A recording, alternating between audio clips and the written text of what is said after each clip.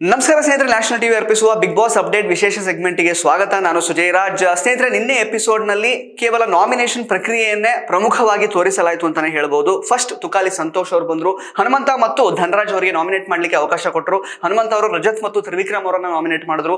ಧನರಾಜ್ ಅವರು ತ್ರಿವಿಕ್ರಮ್ ಮತ್ತು ರಜತ್ ಅವರನ್ನೇ ನಾಮಿನೇಟ್ ಮಾಡಿದ್ರು. ನೆಕ್ಸ್ಟ್ ವರ್ತೂರ್ ಸಂತೋಷ್ ಬಂದ್ರು, ಅವರು ಗೋಲ್ಡ್ ಸುರೇಶ್ ಮತ್ತು ಚೈತ್ರ ಅವರಿಗೆ ನಾಮಿನೇಟ್ ಮಾಡ್ಲಿಕ್ಕೆ ಅವಕಾಶ ಮಾಡಿಕೊಟ್ರು. ಗೋಲ್ಡ್ ಸುರೇಶ್ ಅವರು ಮಂಜಣ್ಣ ಮತ್ತು ಹನುಮಂತ ಅವರನ್ನ ನಾಮಿನೇಟ್ ಮಾಡಿದ್ರು. ಚೈತ್ರ ಅವರು ತ್ರಿವಿಕ್ರಮ್ ಮತ್ತು ಭವ್ಯ ಅವರನ್ನ ನಾಮಿನೇಟ್ ಮಾಡಿದ್ರು. ನೆಕ್ಸ್ಟ್ ನಮ್ರತಾ ಬಂದ್ರು. ನಮ್ರತಾ ಅವರು ಭವ್ಯ ಮತ್ತು ಐಶ್ವರ್ಯ ಅವರಿಗೆ ನಾಮಿನೇಟ್ ಮಾಡ್ಲಿಕ್ಕೆ ಅವಕಾಶ ಕೊಟ್ಟರು. ಭವ್ಯ ಅವರು ಮೋಕ್ಷಿತ ಮತ್ತು ಚೈತ್ರ ಅವರನ್ನ ನಾಮಿನೇಟ್ ಮಾಡಿದ್ರು. ಐಶ್ವರ್ಯ ಅವರು ತ್ರಿವಿಕ್ರಮ್ ಮತ್ತು ಭವ್ಯ ಅವರನ್ನ ನಾಮಿನೇಟ್ ಮಾಡಿದ್ರು. ಕೊನೆಯದಾಗಿ ಗೌತಮಿ ಅವರು, ಸಿನ್ಸ್ ಶಿ ಇಸ್ ಕ್ಯಾಪ್ಟನ್, ಅವರು ಡೈರೆಕ್ಟ್ ನಾಮಿನೇಷನ್ ಮಾಡಬೇಕಾಗಿ ಬಂತು. ಈ ಒಂದು ನಾಮಿನೇಷನ್ ಪ್ರಕ್ರಿಯೆಯನ್ನ Bigg Boss season 10 winner Karthik ಅವರು ನಡೆಸ್ಕೊಟ್ರು. ಸೊ ಗೌತಮಿ ಅವರು ಈಗ ಮೋಕ್ಷಿತ ಅವರನ್ನ ಡೈರೆಕ್ಟ್ ಆಗಿ ನಾಮಿನೇಟ್ ಮಾಡಿದ್ರು. ಒಟ್ಟಿನಲ್ಲಿ ನಿನ್ನೆ ನಡೆದಂತಹ ನಾಮಿನೇಷನ್ ಪ್ರಕ್ರಿಯೆಯಲ್ಲಿ ನಾಮಿನೇಟ್ ಆಗಿರುವಂತವರು ತ್ರಿವಿಕ್ರಮ್, ಭವ್ಯ, ಧನರಾಜ್, ಶಿಶಿರ್, ರಜತ್, ಹನುಮಂತ, ಚೈತ್ರ ಮತ್ತು ಮೋಕ್ಷಿತ. ಮೋಕ್ಷಿತ ಅವರು ಎಲ್ಲೋ ಒಂದ್ ಕಡೆ ಮಿಸ್ ಆಗ್ಬಿಡ್ತಾರೆ ನಾಮಿನೇಷನ್ ಇಂದ ಅಂತ ಅನ್ನಿಸ್ತಾ ಇತ್ತು. ಬಿಕಾಸ್ ಯಾರು ಕೂಡ ಅವರನ್ನ ನಾಮಿನೇಟ್ ಮಾಡಿರ್ಲಿಲ್ಲ. ಬಟ್ ಕೊನೆಯದಾಗಿ ಗೌತಮಿ ಅವರು ಪ್ರಮುಖವಾದಂತಹ ಕೆಲವೊಂದಷ್ಟು ವ್ಯಾಲಿಡ್ ಪಾಯಿಂಟ್ಸ್ ಗಳನ್ನ ಕೊಟ್ಟು ಮೋಕ್ಷಿತ ಅವರನ್ನ ನಾಮಿನೇಟ್ ಮಾಡಿದ್ರು. ಸೊ ಅದನ್ನ ಹೊರತುಪಡಿಸಿದ್ರೆ ನಿನ್ನೆ ಮನೆಯಲ್ಲಿ ನಾಮಿನೇಷನ್ ಪ್ರಕ್ರಿಯೆನ ಹೊರತುಪಡಿಸಿದ್ರೆ ಅಂತ ಒಂದು ದೊಡ್ಡ ಎಂಗೇಜಿಂಗ್ ವಿಷಯ ಅಂತ ಏನು ನಡೀಲಿಲ್ಲ. ಲೈಕ್ ವರ್ತೂರ್ ಸಂತೋಷ್ ಮತ್ತು ತುಕಾಲಿ ಸಂತೋಷ್ ಅವ್ರು ಬಂದಿದ್ದು, ಬೀನ್ ಬ್ಯಾಗ್ ತಗೊಂಡು ಬಂದಿದ್ದು ಸ್ವಲ್ಪ ಫನ್ನಿ ಆಗಿತ್ತು. ಅದನ್ನ ಬಿಟ್ರೆ ಕೆಲವೊಂದಷ್ಟು ಜನ ನಾಮಿನೇಷನ್ ಮಾಡುವಾಗ ಕೊಟ್ಟಂತಹ ರೀಸನ್ಸ್ಗಳು ಸಿಲ್ಲಿ ಅಂತ ಅನಿಸ್ತು. ಎಸ್ಪೆಷಲಿ ಐಶ್ವರ್ಯ ಅವರು ಎಗೈನ್ ಅವರು ಬೇರೆಯವ್ರ ಬಗ್ಗೆ ಮಾತಾಡಿದ್ದನ್ನ ವಿಷಯನ ಎತ್ಕೊಂಡು ತ್ರಿವಿಕ್ರಮ್ ಅವ್ರನ್ನ ಮತ್ತೊಂದ್ಸಲ ನಾಮಿನೇಟ್ ಮಾಡಿದ್ರು. ಓಕೆ, ಅವ್ರು ಮಾತಾಡಿದ್ದು ತಪ್ಪೇ ಇರ್ಬೋದು. ತ್ರಿವಿಕ್ರಮ್ ಅವರು ಮಾತಾಡಿದ್ರಂತೆ ತುಂಡು ಬಟ್ಟೆ ಹಾಕೊಂಡು ಚಡ್ಡಿ ಹಾಕೊಂಡೆಲ್ಲ ಓಡಾಡ್ತಾರೆ, ಅಥವಾ ತಳಕು ಬೆಳಕು ಅಂತೆಲ್ಲ. ಅದು ಅವ್ರಿಗೇನೆ ಅಂದಿರ್ತಿದ್ರೆ ಬಹುಶಃ ಒಂದು ನೇರ ಕಾರಣ ಆಗಿರ್ತಾ ಇತ್ತು, ಒಂದು ವ್ಯಾಲಿಡ್ ರೀಸನ್ ಆಗಿರ್ತಾ ಇತ್ತು ನಾಮಿನೇಟ್ ಮಾಡ್ಲಿಕ್ಕೆ. ಬಟ್ ಅವ್ರು ಬೇರೆಯವ್ರದ್ದು ರೀಸನ್ಸ್ ಅನ್ನೇ ಕೊಡ್ತಾ ಬಂದಿದ್ದಾರೆ. ಎಗೇನ್ ತ್ರಿವಿಕ್ರಮ್ ಅವ್ರನ್ನ ಇಲ್ಲಿ ಸಪೋರ್ಟ್ ಮಾಡ್ತಾ ಇಲ್ಲ. ತ್ರಿವಿಕ್ರಮ್ ಅವರು ಆತರ ಹೇಳಿದ್ರೆ ಅದು ತಪ್ಪೇ. ಅವರು ಕೂಡ ಹೇಳಿದ್ರು, ನಾನು ಸಿನಿಮಾ ಇಂಡಸ್ಟ್ರಿಯಲ್ಲೇ ಇರೋದ್ರಿಂದ ಆತರ ಮಾತಾಡೋದು ತಪ್ಪಾಗತ್ತೆ ಅಂತ.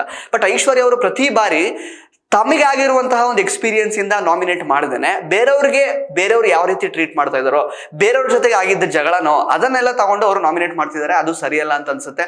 ಇನ್ನೂ ಕೂಡ ಐಶ್ವರ್ಯ ಅವರು ಮತ್ತೆ ನಾಮಿನೇಷನ್ ಮಾಡುವಂತಹ ಪ್ರಕ್ರಿಯೆಯಲ್ಲಿ ಫುಲ್ ತರನೇ ಕಾಣಿಸ್ಕೊತಾ ಇದ್ದಾರೆ, ಕಿಚ್ಚ ಸುದೀಪ್ ಅವರು ಹೇಳಿದ ತರ. ಅದನ್ನು ಹೊರತುಪಡಿಸಿದ್ರೆ ಲೈಕ್ ಅಂದ್ರೆ ಹನುಮಂತ ಮತ್ತು ಧನರಾಜ್ ಮಾಡಿದಂತಹ ನಾಮಿನೇಷನ್ಸ್ ಅವ್ರದೇ ಪರ್ಸನಲ್ ಆಗಿತ್ತು. ಹನುಮಂತ ಅವರು ಕೆಲವೊಂದಷ್ಟು ರೀಸನ್ಸ್ ಗಳನ್ನ ಕೊಟ್ಟರು. ಈಗೇನ್ ಧನರಾಜ್ ಮತ್ತು ರಜತ್ ನಡುವೆ ಮಾತಿನ ಚಕಮಕಿ ಅಥವಾ ಕೈ ಮಿಲಾಯಿಸುವಿಕೆ ಏನಾಯ್ತು ಕೊನೆಯಲ್ಲಿ, ಅದು ಸ್ವಲ್ಪ ಖೇದಕರ ಅಂತಾನೆ ಹೇಳ್ಬೋದು. ರಜತ್ ಹೇಗೆ ಅಂತಂದ್ರೆ 50 ದಿನ ಆದ್ಮೇಲೆ ಬಂದಿದ್ದಾರೆ, ವೈಲ್ಡ್ ಕಾರ್ಡ್ ಕಂಟೆಸ್ಟೆಂಟ್ ಸಖತ್ತಾಗಿ ಆಡ್ತಾ ಇದ್ದಾರೆ, ಇಲ್ಲ ಅಂತಲ್ಲ. ಕೆಲವೊಂದು ಕಡೆ ಖುಷಿ ಕೊಟ್ಟಿದ್ದಾರೆ, ಎಂಟರ್ಟೈನ್ಮೆಂಟ್ ಮಾಡ್ತಾರೆ, ಫಿಸಿಕಲಿ ಸ್ಟ್ರಾಂಗ್ ಇದ್ದಾರೆ, ಆಟಗಳನ್ನು ಚೆನ್ನಾಗಿ ಆಡ್ತಾರೆ, ಇಲ್ಲ ಅಂತಲ್ಲ. ಇಷ್ಟು ಸೀಸನ್ಗಳಲ್ಲಿ ವೈಲ್ಡ್ ಕಾರ್ಡ್ ಕಂಟೆಸ್ಟೆಂಟ್ ಇಷ್ಟರ ಮಟ್ಟಿಗೆ ಕಾನ್ಫಿಡೆಂಟ್ ಆಗಿರೋದು ನಾನು ನೋಡ್ತಿರೋದು ರಜತ್ ಅವ್ರನ್ನೇ. ಇದನ್ನ ಬಿಟ್ಟು ಬೇರೆ ಕೂಡ ಇರಬಹುದು ಬೇರೆ ಸೀಸನ್ಗಳಲ್ಲಿ. ಬಟ್ ರಜತ್ ಅವರು ತುಂಬಾ ಕಾನ್ಫಿಡೆಂಟ್ ಆಗಿದ್ದಾರೆ. ಅಂದ್ರೆ ಅವ್ರ ಮನೇಲಿ ಮೊದಲಿಂದ ಇದ್ರೇನೋ ಅನ್ನೋ ರೀತಿಯಲ್ಲೇ ಪಳಗ್ಬಿಟ್ಟಿದ್ದಾರೆ. ಬಟ್ ಆದ್ರೆ ಅವರ ಮಾತುಗಳ ಶೈಲಿ ಮತ್ತು ಅವ್ರು ನಡ್ಕೊಳ್ಳುವಂತಹ ಶೈಲಿಯ ಮೇಲೆ ಅವರು ನಿಗಾ ಇಡಬೇಕಾಗತ್ತೆ. ಇಲ್ಲ ಅಂತಂದ್ರೆ ಅದೇ ಅವರಿಗೆ ಮುಳುವಾಗುವಂತಹ ಚಾನ್ಸಸ್ ಬಹಳ ಇರುತ್ತೆ. ಸಿಕ್ಕಾಪಟ್ಟೆ ಕಿರಿಕಿರಿ ಮಾಡ್ತಾರೆ. ಅಲ್ಲ, ರಜತ್ ಅವ್ರಿಗೆ ಜಗಳ ಆಡೋದಕ್ಕೆ ಹನುಮಂತ ಮತ್ತು ಧನರಾಜ್ ಬೇಕಾ? ರಜತ್ ಅವ್ರು ಹೇಗಿದ್ದಾರೆ, ಹನುಮಂತ ಮತ್ತು ಧನರಾಜ್ ಅವ್ರ ಜೊತೆ ಕಾರಣ ಆದ್ರೂ ಏನು ಹುಡುಕಿ ಇದು ಸುಮ್ಮನೆ ಏನೋ ಒಂಥರ ಕಿರಿಕಿರಿ ಮಾಡೋ ತರ. ಅಂದ್ರೆ ಅವರ ಒಂದು ವ್ಯಕ್ತಿತ್ವ ಅಥವಾ ಅವ್ರು ಏನಿದ್ದಾರೆ ಫಿಸಿಕಲಿ ಅದಕ್ಕೆ ಶೋಭೆ ತರಲ್ಲ ಅಂತ ಹೇಳ್ಬೋದು. ಜೊತೆಗೆ ಲೈಕ್ ಧನರಾಜ್ ಅವರು ಸ್ಟ್ಯಾಂಡ್ ತಗೊಂಡಿದ್ದು ತುಂಬಾ ಚೆನ್ನಾಗಿ ಅನಿಸ್ತು. ಬಿಕಾಸ್ ಅವರ ಒಂದು ತಾಳ್ಮೆಯ ಕಟ್ಟೆ ಕೂಡ ಈಗ ಒಡೆದಿದೆ. ಸುಮ್ಮನೆ ಇದ್ದಷ್ಟು ಎಲ್ಲೋ ಮಂಕಾಗಿ ಮೂಲೆ ಗುಂಪಾಗಿ ಮನೆಯಿಂದ ಹೋಗುವಂತಹ ಚಾನ್ಸಸ್ ಕೂಡ ಜಾಸ್ತಿ ಇದೆ. ಹಾಗಾಗಿ ಅವ್ರು ಸ್ಟ್ಯಾಂಡ್ ತಗೊಳ್ತಾ ಇರೋದು ಒಳ್ಳೇದೇನೆ. ಬಟ್ ಅಲ್ಲಿ ಕೈ ಮಿಲಾಯಿಸುವಂತದ್ದಾಗಿದ್ದು ಅದು ಯಾರು ಫಸ್ಟ್ ಮೂವ್ ಮಾಡಿದ್ರು ಗೊತ್ತಿಲ್ಲ ಎಕ್ಸಾಕ್ಟ್ಲಿ. ಬಟ್ ರಜತ್ ಅವರು ನಡ್ಕೊಳ್ಳುವಂತಹ ರೀತಿ ತುಂಬಾ ಒಂದ್ ರೀತಿ ರೌಡಿ ತರ ಅವರು ಬಿಹೇವ್ ಮಾಡ್ತಾರೆ. ಅದು ಯಾರ ಮೇಲೆ ಅಟ್ಲೀಸ್ಟ್ ಸಮ ಇರುವಂತಹ ಒಬ್ಬ ಕಂಟೆಸ್ಟೆಂಟ್ ಜೊತೆಗೆ ಮಾಡಿದ್ರೆ ಎಲ್ಲ ಒಂದು ನೋಡ್ಲಿಕ್ಕೆ ಒಂದು ಅರ್ಥ ಇರುತ್ತೆ. ಈಗ ಮಂಜು ಜೊತೆ ಮಾಡಿದ್ರೆ ಅಥವಾ ತ್ರಿವಿಕ್ರಮ್ ಜೊತೆ ಮಾಡಿದ್ರೆ, ಅಟ್ಲೀಸ್ಟ್ ಶಿಶಿರ್ ಜೊತೆ ಮಾಡಿದ್ರು ಒಂದೇನೋ ಒಂದು ಅರ್ಥ ಇದೆ. ಹೋಗಿ ಧನರಾಜ್ ಅವ್ರ ಜೊತೆಗೆ, ಹನುಮಂತ ಅವ್ರ ಜೊತೆಗೆ ಆ ರೀತಿ ಮಾಡಿದ್ದು ಅಷ್ಟೇನು ಸಮಂಜಸ ಅಲ್ಲ ಅಂತ ಅನ್ಸುತ್ತೆ. ಜೊತೆಗೆ ಅವ್ರವ್ರದೇ ಆದಂತಹ ರೀಸನ್ಸ್ ಇರುತ್ತೆ. ಈಗ ಈ ರಜತ್ ಅವರು ಈ ಜಗಳದಲ್ಲಿ ರಜತ್ ಅವ್ರದೇ ಮೇಲುಗೈ ಇರ್ಬೋದು. ಬಿಕಾಸ್ ರಜತ್ ಅವರು ಸ್ಟ್ಯಾಂಡ್ ತಗೊಳ್ಳದೇ ಇರ್ತಿದ್ರೆ ಧನರಾಜ್ ಅವರು ಕ್ಯಾಪ್ಟನ್ ಆಗುವಂತಹ ಒಂದು ಟಾಸ್ಕ್ ನಲ್ಲಿ ಧನರಾಜ್ ಅವರು ಕ್ಯಾಪ್ಟನ್ ಆಗ್ತಿರ್ಲಿಲ್ಲ. ಅವ್ರು ಹೇಳ್ತಿರೋದು ಸರಿನೇ, ಬಟ್ ಸ್ಟಿಲ್ ಅದನ್ನ ಹೇಳುವಂತಹ ರೀತಿ, ಕನ್ವೆ ಮಾಡುವಂತಹ ಒಂದು ಪದ್ಧತಿ ಇರುತ್ತಲ್ವಾ, ಅದನ್ನ ಅವ್ರು ಮೀರ್ತಾ ಇದ್ದಾರೆ. ಧನರಾಜ್ ಅವರು ಅದನ್ನೇ ರೀಸನ್ ಆಗಿ ಕೂಡ ಕೊಟ್ಟರು. ನೀವು ನಡ್ಕೊಳ್ತಾ ರೀತಿ, ಮಗು ಅನ್ನೋದು ಅಥವಾ ಚೊಳ್ಳೆ ಅಂತ ಏನೋ ಒಂದು ರೀಸನ್ ಕೊಡೋದು, ಆ ತರದೆಲ್ಲ ಆ ಪದ ಬಳಕೆ ಆಗಿರ್ಬಹುದು, ನೀವು ನಡ್ಕೊಳ್ಳುವಂತಹ ರೀತಿ ಅದು ಸರಿ ಇಲ್ಲ ಅಂತ ಹೇಳಿದ್ರು. ಅದನ್ನ ಬದಲಾಯಿಸ್ಕೊಳ್ಬೇಕಾಗುತ್ತೆ ರಜತ್ ಅವರು. ಬಹುಶಃ ಕಿಚ್ಚ ಸುದೀಪ್ ಅವರು ಕ್ಲಾಸ್ ತಗೊಳ್ಬಹುದು, ಗೊತ್ತಿಲ್ಲ, ಹೇಳಲಿಕ್ಕೆ ಆಗಲ್ಲ ರಜತ್ ಅವ್ರನ್ನ. ಅದನ್ನು ಹೊರತುಪಡಿಸಿದ್ರೆ ಇವತ್ತಿನ ಪ್ರೊಮೋ ಪ್ರಕಾರ ಈಗ ಗೌತಮಿ ಅವರು ಮಂಜು ಅವ್ರಿಗೆ ಯೂ ಟರ್ನ್ ಹೊಡೆದಿದ್ದಾರೆ. ಈಗ ಕ್ಯಾಪ್ಟನ್ಸಿ ಟಾಸ್ಕ್ಗೆ ಯಾರನ್ನೆಲ್ಲ ಆಯ್ಕೆ ಮಾಡಬೇಕು ಅನ್ನುವಂತಹ ವಿಷಯ ಬಂದಾಗ ಬಿಗ್ ಬಾಸ್ ಅವರನ್ನ ಕೇಳಿದಾಗ ಮಂಜು ಅವರನ್ನ ಅವ್ರು ಹೊರಗಿಟ್ಟಿದ್ದಾರೆ ಅನ್ನುವಂಥದ್ದು ಲೈಕ್ ಅಂದ್ರೆ ಪ್ರೋಮೋದಲ್ಲಿ ತೋರಿಸಿದ್ದಾರೆ. ಬಟ್ ಇದು ಗೊತ್ತಿಲ್ಲ, ಹೇಳಲಿಕ್ಕಾಗಲ್ಲ ಅವ್ರು ಹೊರಗಡೆ ಇಟ್ಟಿದಾರ ಅಥವಾ ಬೇರೆ ಯಾವುದೋ ವಿಷಯಕ್ಕೆ ಮಂಜು ಅವರ ಹೆಸರು ತಗೊಂಡಾಗ ಅದನ್ನ ಪ್ರೋಮೋದಲ್ಲಿ ಸಿಂಕ್ ಮಾಡಿದಾರ ಕ್ಯಾಪ್ಟನ್ಸಿ ಟಾಸ್ಕ್ಗೆ, ಗೊತ್ತಿಲ್ಲ, ನೋಡಬೇಕು. ಬಟ್ ತೆಗ್ದಿದ್ದಾರೆ ಅಂತ ಆದ್ರೆ ಇದು ಮಂಜು ಅವರ ಕರ್ಮಫಲ ಅಂತಾನೆ ಹೇಳ್ಬೋದು ಅಷ್ಟೇ. ಬಿಕಾಸ್ ಗೌತಮಿ ಅವರು ಆಟ ಚೇಂಜ್ ಮಾಡ್ಕೊಂಡಿದ್ದಾರೆ, ಸ್ನೇಹವನ್ನ ಬದಿಗಿಡ್ತಾ ಇದ್ದಾರೆ ಆಟ ಅಂತ ಬಂದಾಗ ಅದು ಒಳ್ಳೇದೇನೆ. ಇನ್ಫ್ಯಾಕ್ಟ್ ಇದು ತ್ರಿವಿಕ್ರಮ್ ಭವ್ಯ ಅವ್ರಿಗೂ ಅಪ್ಲೈ ಆಗಬೇಕು, ಜೊತೆಗೆ ಶಿಶಿರ್ ಮತ್ತು ಐಶ್ವರ್ಯ ಅವರಿಗೆ ಪ್ರಮುಖವಾಗಿ ಅಪ್ಲೈ ಆಗಬೇಕು. ಬಿಕಾಸ್ ಇಲ್ಲಿ ತನಕ ಎಲ್ಲೂ ಕೂಡ ಶಿಶಿರ್ ಮತ್ತು ಐಶ್ವರ್ಯ ಅವರು ಬಿಟ್ಕೊಟ್ಟಿದ್ದಾರ ನೋಡ್ಲೇ ಇಲ್ಲ, ಅಥವಾ ಸುಮ್ಮನೆ ಬಿಟ್ಕೊಡ್ಬೇಕು ಅಂತ ನಾನು ಹೇಳ್ತಿಲ್ಲ. ಸ್ನೇಹ ಇಂಪಾರ್ಟೆಂಟೇ, ಬಾಂಧವ್ಯ ಇಂಪಾರ್ಟೆಂಟೇನೆ, ಬಟ್ ಸ್ಟಿಲ್ ಅವರ ಮಧ್ಯೆ ಬಯಾಸ್ ಇರೋದಂತೂ ತುಂಬಾ ಚೆನ್ನಾಗಿ ಕಾಣ್ತಾ ಇದೆ. ಹಾಗೇನೆ ತ್ರಿವಿಕ್ರಮ್ ಮತ್ತು ಭವ್ಯ ಅವ್ರ ನಡುವೆ ಬಯಾಸ್ ಇರೋದಂತೂ ತುಂಬಾ ಚೆನ್ನಾಗಿ ಕಾಣ್ತಾ ಇದೆ.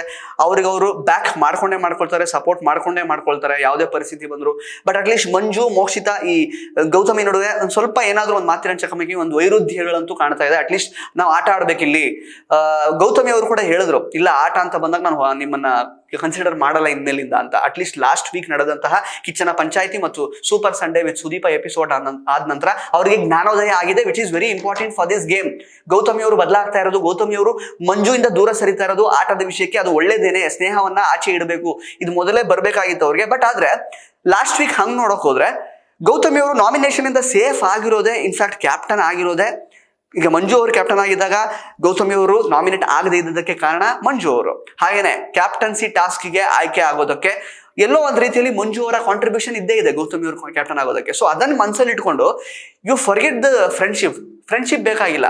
ಹೀಸ್ ಏಬಲ್, ಹೀಸ್ ಪೊಟೆಂಟ್, ಅವ್ರಿಗೆ ಪೊಟೆನ್ಷಿಯಲ್ ಇದೆ. ಮಂಜು ಅವ್ರಿಗೆ ಪೊಟೆನ್ಷಿಯಲ್ ಇಲ್ಲ, ಆದ್ರೂ ನಿನ್ ಸ್ನೇಹಿತರಾಗಿ ನೀನ್ ಬ್ಯಾಕ್ ಮಾಡು, ಸಪೋರ್ಟ್ ಮಾಡು ಅಂತ ಹೇಳಿದ್ರೆ ಅದು ಬಯಾಸ್ ಆಗುತ್ತೆ. ಬಟ್ ಒಬ್ಬರ ಪೊಟೆನ್ಷಿಯಲ್ ಅನ್ನ ನೋಡ್ಕೊಂಡು ನೀವು ಕ್ಯಾಪ್ಟನ್ಸಿ ಟಾಸ್ಕ್ಗೆ ಸೆಲೆಕ್ಟ್ ಮಾಡ್ಬೇಕಿತ್ತಲ್ವಾ. ನೀವೆಲ್ಲೋ ಒಂದ್ ಕಡೆ ಯಾರಿಗೋ ನಾನು ಸ್ನೇಹವನ್ನ ಆಟದಲ್ಲಿ ತರ್ತಾ ಇಲ್ಲ ಅನ್ನೋದನ್ನ ಪ್ರೂವ್ ಮಾಡ್ಲಿಕ್ಕೆ ಬೇಕು ಅಂತಾನೆ ಮಂಜು ಅವ್ರನ್ನ ಕ್ಯಾಪ್ಟನ್ಸಿಯಿಂದ ಹೊರಗಡೆ ಇಡ್ತಾ ಇದೀರೇನೋ ಅಂತ ಅನ್ನಿಸ್ತಾ ಇದೆ. ಇದು ಕಳೆದ ಸೀಸನ್ ಅಲ್ಲೂ ಕೂಡ ಆಗಿತ್ತು. ಒಂದ್ಸಲ ಏನೋ ಇನ್ಫ್ಯಾಕ್ಟ್ ನಮ್ರತಾ ಅವರು ಇವರನ್ನ, ನಮ್ಮ ವಿನಯ್ನವರನ್ನ ಆಟದಿಂದ ಹೊರಗಿಟ್ಟಿದ್ರು ಯಾವುದೋ ಒಂದು ಸಂದರ್ಭದಲ್ಲಿ. ಈ ತರ ಆಗೋದು ಎಷ್ಟು ಸರಿ? ಯಾರಿಗೋ ಒಬ್ರಿಗೆ ಪ್ರೂವ್ ಮಾಡ್ಕೊಳ್ಳೋಕೋಸ್ಕರ no, do it, okay, friendship ದೂರ ಇಡಿ, ತೊಂದರೆ ಇಲ್ಲ. ಬಟ್ ಆದ್ರೆ ಸುಮ್ಮನೆ ಪೊಟೆನ್ಷಿಯಲ್ ಇದ್ದಂತಹ ಒಬ್ಬ ಕಂಟೆಸ್ಟೆಂಟ್ ಅನ್ನ ಕೂಡ ಯಾರಿಗೋ ಏನೋ ಪ್ರೂವ್ ಮಾಡ್ಬೇಕು ಅನ್ನೋ ಕಾರಣಕ್ಕೆ ದೂರ ಇಟ್ಟಾಗ ಹೇಗೆ ನೀವು ಫೇಕ್ ಆಗಿ ಕಾಣೋದಕ್ಕೆ ಶುರು ಮಾಡ್ತೀರಾ.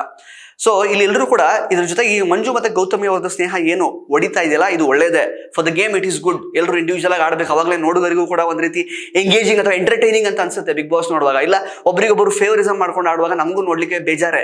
ಬಟ್ ಇದು ತ್ರಿವಿಕ್ರಮ್ ಮತ್ತು ಭವ್ಯ ಅವ್ರಿಗೂ ಅಪ್ಲೈ ಆಗಬೇಕು. ಅದರ ಪ್ರಯತ್ನವನ್ನ ತ್ರಿವಿಕ್ರಮ್ ಅವರು ಒಂದು ಸ್ಟ್ಯಾಂಡ್ ತಗೊಂಡಿದ್ದಾರೆ, ಒಂದು ಸ್ಟೆಪ್ ತಗೊಂಡಿದ್ದಾರೆ. ಇವಾಗ ಹೇಳಿದ್ದಾರೆ ಭವ್ಯ ಅವ್ರಿಗೆ, ನೀನ್ ನನ್ನ ಜೊತೆಗೆ ಇರಬೇಡ, ಇನ್ಮೇಲೆ ಏನೇ ಒಪಿನಿಯನ್ ಏನೇ ಇದ್ರು ನನ್ನ ಜೊತೆಗೆ ಇರ್ತೀಯ ಅಂತ ಹೇಳಿದ್ದಾರೆ. ಅದು ತುಂಬಾ ಚೆನ್ನಾಗಿ ಜಾರಿಗೆ ಬರಬೇಕು. ಜೊತೆಗೆ ಶಿಶಿರ್ ಮತ್ತು ಐಶ್ವರ್ಯ ಅವರು ಪ್ರಮುಖವಾಗಿ ಅವ್ರು ದೂರ ಆಗ್ಬೇಕು, ಇಂಡಿವಿಜುವಲ್ ಆಗಿ ಆಡಬೇಕು. ರಜತ್ ಅವರು ಶಿಶಿರ್ ಅವರಿಗೆ ಅದನ್ನೇ ಹೇಳ್ತಾ ಇರೋದು. ಸೊ ದೂರ ಇದ್ಕೊಂಡು ಆಡಿದ್ರೆ ಒಳ್ಳೇದು. ಬಟ್ ಮಂಜು ಅವ್ರದ್ದು ಏನಿದೆಯಲ್ಲ, ಗೌತಮಿ ಅವರಿಗೆ ಇಷ್ಟರ ತನಕ ಮಾಡಿದ್ದರ ಒಂದು ಕರ್ಮ ಫಲ ಅವರಿಗೆ ವಾಪಸ್ ಒಂಥರ ನೆಗೆಟಿವ್ ಆಗಿ ಬ್ಯಾಕ್ ಅಥವಾ ಯೂ ಟರ್ನ್ ಹೊಡೆದಿದೆ ಅಥವಾ ರಿಟರ್ನ್ ಕೊಟ್ಟಿದೆ ಅಂತಾನೆ ಹೇಳ್ಬೋದು. ಮಂಜು ಅವರೇ, ದಯವಿಟ್ಟು ನೀವು ಕೂಡ ನಿಮ್ಮ ಪೊಟೆನ್ಷಿಯಲ್ಗೆ ತಕ್ಕುದಾದಂತಹ ಆಟವನ್ನು ಆಡಿ, ಇಂಡಿವಿಜುವಲ್ ಆಗಿ ಆಡಿ. ನಿಮ್ಗಿರುವಂತಹ ಕೆಪಾಸಿಟಿ, ಪೊಟೆನ್ಷಿಯಲ್ಲು ಮನೆಯಲ್ಲಿರುವಂತಹ ಕಂಟೆಸ್ಟೆಂಟ್ಸ್ಗಳಿಗೆ ಎಷ್ಟೋ ಜನಕ್ಕೆ ಇಲ್ಲ, ಅದು ಗೊತ್ತಿರುವಂತಹ ವಿಚಾರ ಪ್ರೇಕ್ಷಕರಿಗೂ ಕೂಡ. ಬಟ್ ಗೌತಮಿ ಅವರು ಇಲ್ಲಿ ತನಕ ಹೇಗೆ ಬಂದಿದ್ದಾರೆ, ಅಥವಾ ಯಾರ ಒಂದು ಸಪೋರ್ಟ್ ಅನ್ನ ತಗೊಂಡು ಬಂದಿದ್ದಾರೆ, ಅಥವಾ ಮೋಕ್ಷಿತಾ ಅವರು ಇಲ್ಲಿ ತನಕ ಹೇಗೆ ಬಂದ್ರು, ಅಥವಾ ಇನ್ನೊಬ್ರು ಯಾರು ಹೇಗೆ ಬಂದ್ರು, ಎಷ್ಟರ ಮಟ್ಟಿಗೆ ಯಾರು ಇಂಡಿವಿಜುವಲ್ ಆಗಿ ಪ್ರೂವ್ ಮಾಡ್ಕೊಂಡು ಬರ್ತಾ ಇದ್ದಾರೆ ಮನೆ ಒಳಗಡೆ ಅನ್ನುವಂಥದ್ದು ಪ್ರೇಕ್ಷಕರಿಗೆ ತುಂಬಾ ಚೆನ್ನಾಗಿ ಗೊತ್ತಿರುತ್ತೆ.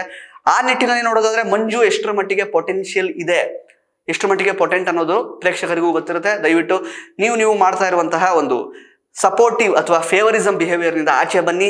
ಗೌತಮಿ ಅವರು ಒಳ್ಳೆ ಟಕ್ಕರ್ ಕೊಟ್ಟಿದ್ದಾರೆ, ಯೂ ಟರ್ನ್ ಹೊಡೆದಿದ್ದಾರೆ. ನೀವು ಕೂಡ ನಿಮ್ಮ ಆಟ ಆಡಿದ್ರೆ ಸಾಕು. ನೀವು ಏನು ಟರ್ನು ಕೊಡೋದು ಬೇಡ, ಎಮೋಷನಲ್ ಆಗೋದು ಬೇಕಾಗಿಲ್ಲ, ಅಥವಾ ಏನು ವಾಪಸ್ ಹಿಂದೆ ಕೊಡೋದು ಬೇಕಾಗಿಲ್ಲ. ಅವ್ರು ಮಾಡೋದು ಅಂತ ನೀವು ಅವ್ರನ್ನ ಹೊರಗಿಡೋದು ಬೇಕಾಗಿಲ್ಲ. ನಿಮ್ಮ ಆಟ ನೀವು ಆಡಿದ್ರೆ ನೀವೆಲ್ಲ ಹೋಗ್ಬೇಕು, ಅದನ್ನ ಪ್ರೇಕ್ಷಕರು ಕರ್ಕೊಂಡು ಹೋಗ್ತಾರೆ ಅಂತ ನಾನು ಹೇಳಕ್ ಇಷ್ಟಪಡ್ತೀನಿ. ಸೊ ಇದಾಗಿತ್ತು ನಿನ್ನೆ ಈ ಎಪಿಸೋಡ್ನ ಹೈಲೈಟ್ ಸ್ನೇಹಿತರೆ. ಮತ್ತೆ ಭೇಟಿ ಆಗ್ತಾ ಇರೋಣ. ಧನ್ಯವಾದ.